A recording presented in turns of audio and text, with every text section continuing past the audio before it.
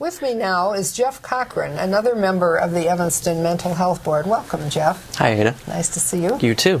Also, we have Kate Mahoney, and Kate Mahoney is Director of Peer Services, one of the many social agencies in Evanston.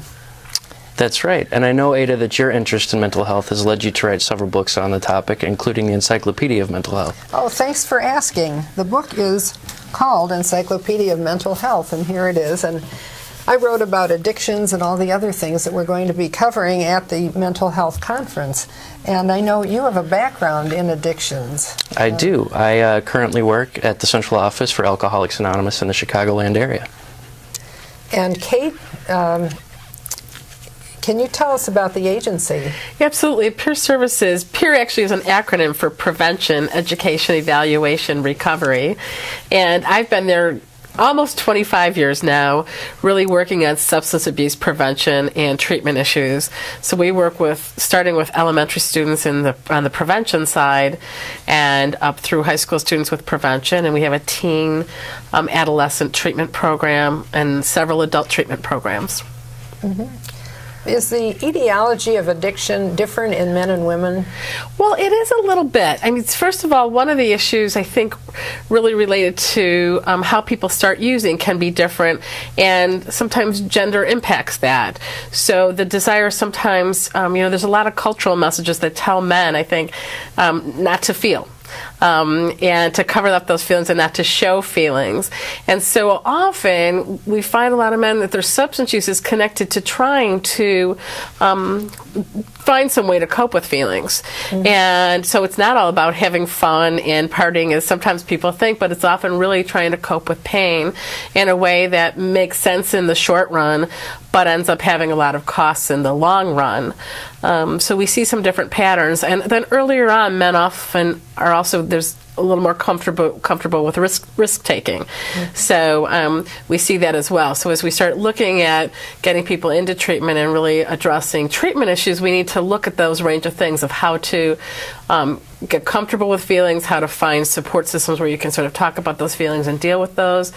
And then if you do have a desire for risk taking, looking at ways that you can take risks that are still somewhat safer, that don't have some of the same health consequences as the disease of addiction. So for some people, they get involved with something like skydiving, or they get involved with doing other things that in the past might have felt challenging for them to do, and now they want to take the risk, public speaking, all sorts of things. So it's interesting to see how we help people find different ways to maybe push the limit or challenge themselves that then doesn't have the negative consequences that substance abuse and addiction can have. Mm-hmm. Kate, to kind of follow up on that, what are some of the more negative costs of addictive behavior that are exhibited by men and boys?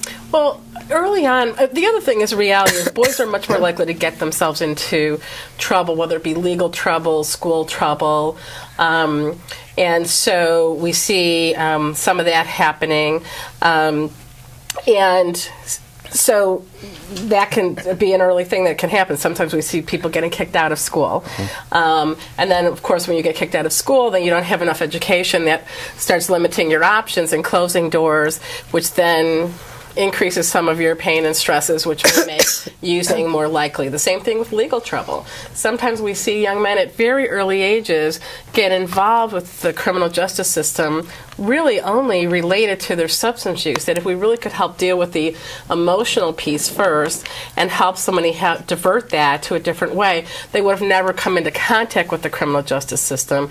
But once they do, again, it starts closing more and more doors. These days, your record follows you. It makes it very challenging for people.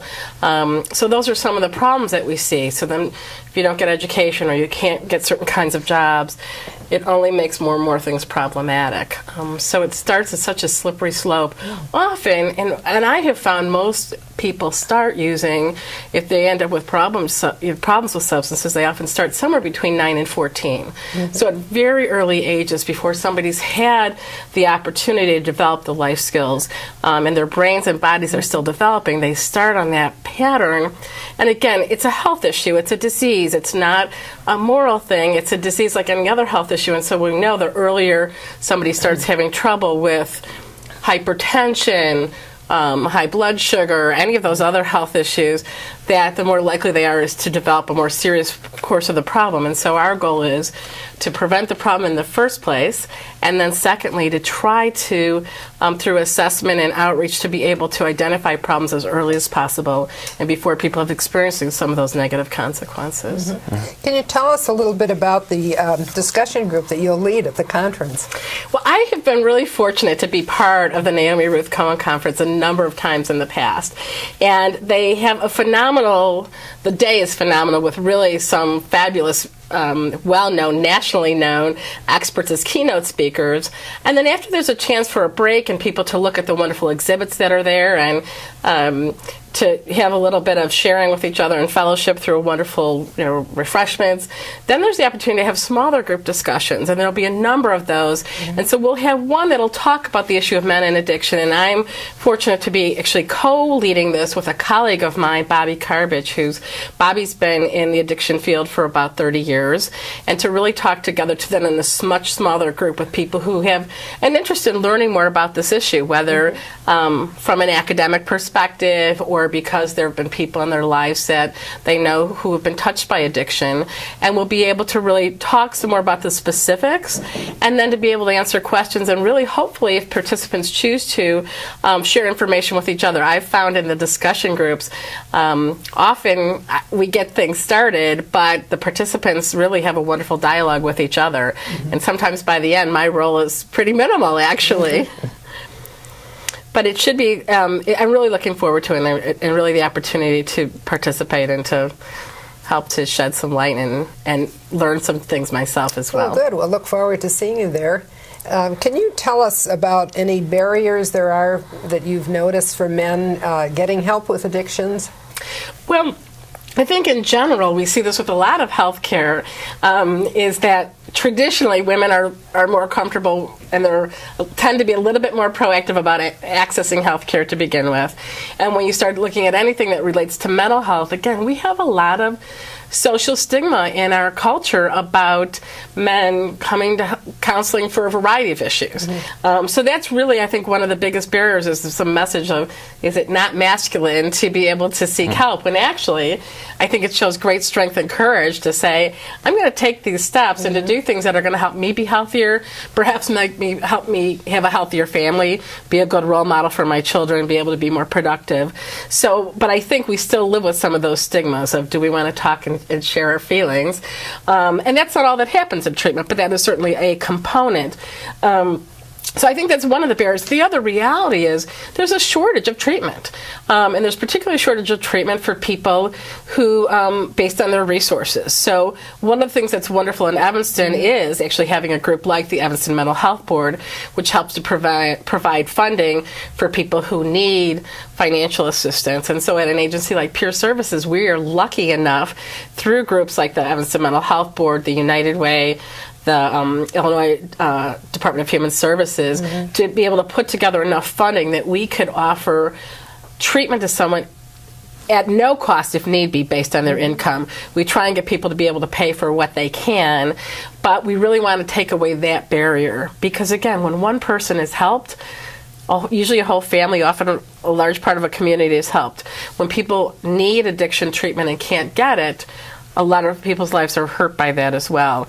And like any other disease, the longer that you let something go, usually the more intensive treatment you're going to need, which means the more costly treatment. We offer outpatient services. We'd like to try and keep people at home in our community, helping them get help, rather than go untreated for a long time and then potentially need to go out of the community because then they need a much higher level of care. So that's, I think, the barriers about cost and the barriers about feeling stigma about is it okay to get help. And then the other reality is knowing where to get help.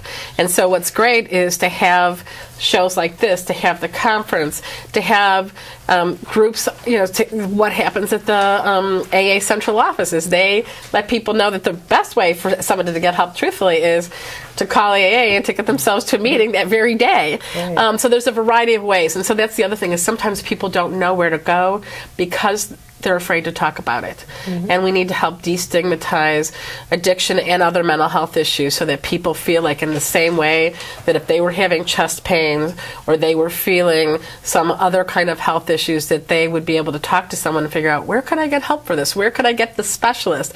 To find a cardiologist, to find a neurologist, or to find an addiction treatment specialist. And so I am really grateful to the Cohens for all that they've done to open the doors to mental health in our community and surrounding communities so that people can find that help. Well, thanks for stopping in, Kate, and we'll see you at the conference on May 31st. Thank you. I look forward to seeing you there. Thanks, Kate.